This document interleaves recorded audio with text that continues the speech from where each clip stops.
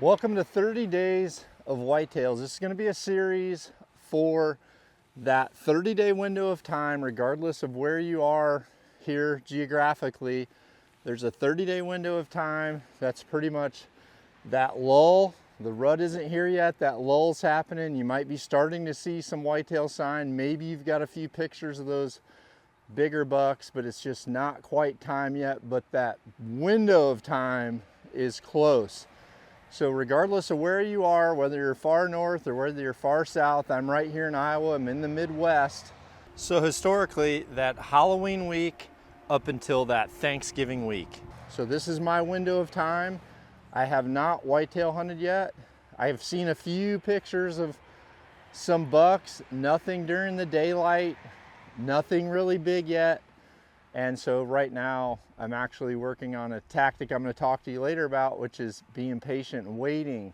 But each day I'm going to give you a different aspect to look at. Some are going to be focused on shooting technique or gear. Some are going to be focused on tactics. Some are going to be how to. Okay, so this is going to be a 30-day series. It's going to be fun. But to start out, number one, I want you to use the first minutes of daylight or the last minutes of daylight to practice shooting in low light conditions. I've been out here for about 30 minutes. It's actually brighter on this screen than what it really is out here, but I'm focusing on shooting silhouettes and focusing on looking through that peep sight and looking at that pin when it's not fully illuminated, and it's just during that time where if you've ever hunted a big buck, you know they normally pick those low light conditions to come in. So here's the tip that I want to give you. In low light conditions, it's always a struggle to look through that peep sight, and this is going to be important because if your peep sight's too small or if your peep sight's turning and restricting that, it could definitely limit your ability to shoot in this low light. My recommendation is if you're having peep twist or if you feel like your peep's too small, season hasn't totally got awesome yet, so now's the time to fix that. But this also emphasizes one of the techniques that I do, which is when I draw back an anchor and I acquire my peep sight, I slightly squint my left eye so that my main dominant eye focuses on alignment perfectly. And this can be something that you have to do when you're shooting at a silhouette, and especially if you're in a dark blind shooting out.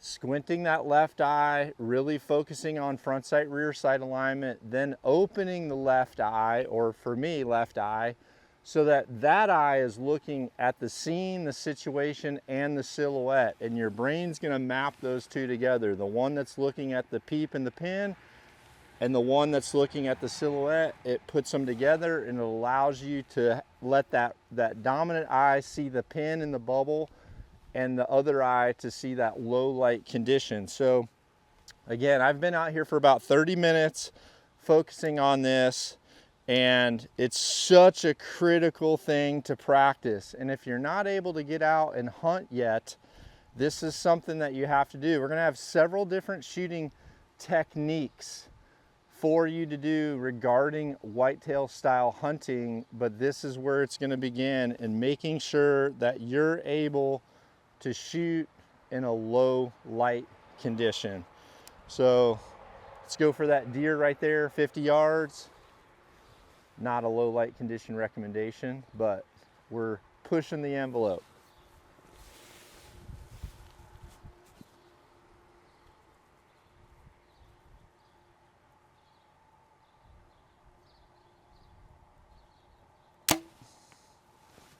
Okay, there it is, perfect. So get out, practice low light.